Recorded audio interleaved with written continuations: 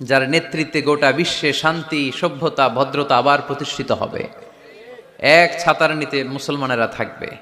কেউ কারো ব্যাপারে হৃদয়ে কোনো বিদ্বেষ রাখবে, ঘৃণা রাখবে, কেউ কাউকে গালি দিবে না। এই সুসম্পর্ক, এই ঐক্যের জন্যই ইসলাম। একসাথে উদখুলু ফিস সিলমি কাফা, পরিপূর্ণভাবে সবাই মিলে ইসলামের রশিকে আঁকড়ে ধরো, তাহলেই বরকত দিবে কে?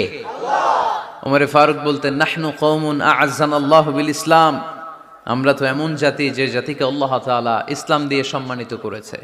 আমাদের সম্মান ইসলামে। এখন ইসলাম রেখে দিয়ে অন্য জায়গায় সম্মান খুঁজি, এজন্যই লাথি খাই, এজন্যই অপমানিত, এজন্যই নেতৃত্ব শূন্য। জোরে বলেন ঠিক কিনা? গোড়ার দিকে যদি না যাই, মূলের দিকে যদি ফিরে না আসে, আমাদেরকে গালি দেয় মৌলবাদ।